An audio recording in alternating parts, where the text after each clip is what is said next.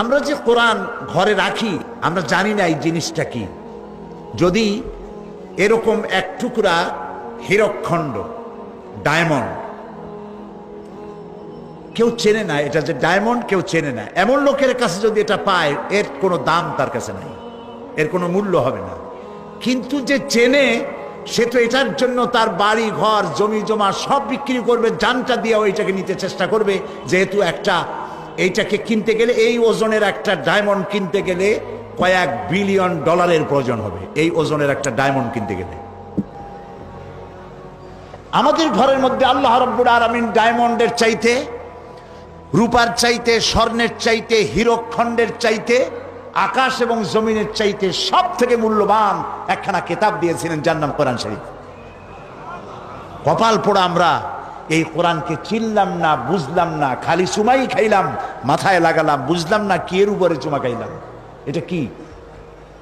এই কোরআনের কাছে যখন মানুষ আসে বোঝার জন্য, কোরআনের কাছে যখন আসে, কোরআন, আমি কথাগুলি আরো বলেছি, যদি জিরো আসে কোরআন হিরো বানায় দেয়, আর হিরোরা এসে যদি বেয়াদবি করে আল্লাহ জিরো বানাইয়া জেলখানায় ঢুকায় দেয়, ঠিক না?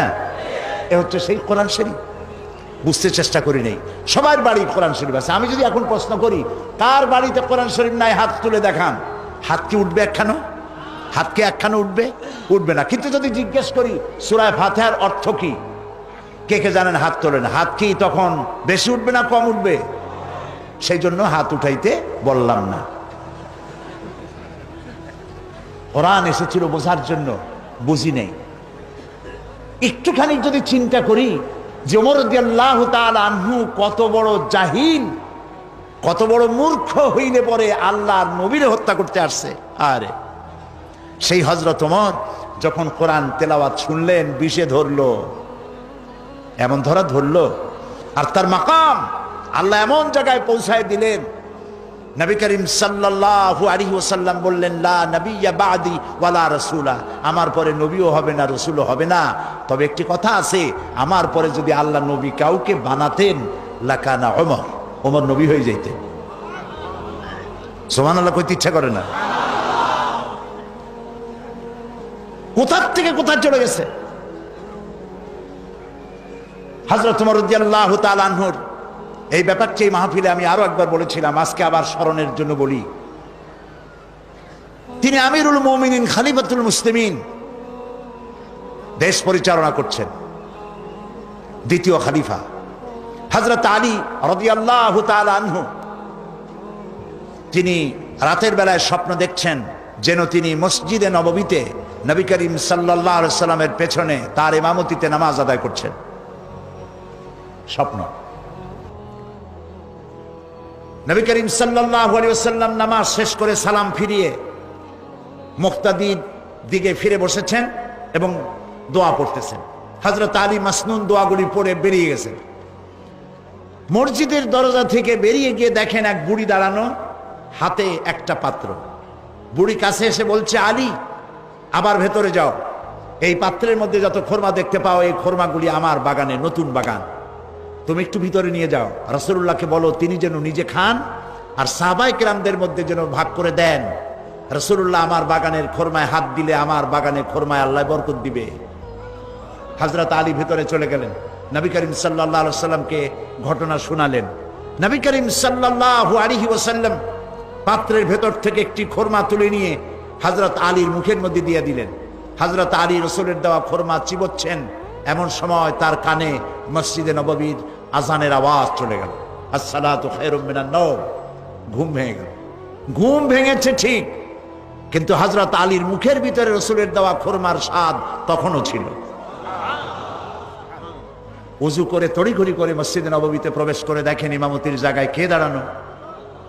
হযরত ওমর দাঁড়ানো। নামাজ শেষ করে তিনি পিছনে ফিরেছেন। হযরতে আলী রাদিয়াল্লাহু তাআলা আনহু তিনি মাসনুন দোয়াগুলি শেষ করে বেরিয়ে গেছেন। দরজা থেকে বেরিয়ে দেখেন এক বুড়ি, হাতে এক পাত্র। বুড়ি এসে বলছে, আলী আবার ঢোকো ভেতরে, এগুলি আমার বাগানের খোরমা, আমিরুল মুমিনিনকে দাও, তিনি খাবেন এবং সাহাবায়ে কেরামদের মধ্যে দিবেন, আমার নতুন বাগানে খোরমায় আল্লাহ বরকত দিবে। হযরত আলী দেখেন স্বপ্নে যা দেখছিলাম তা তো বাস্তব হচ্ছে। ভেতরে চলে গেলেন।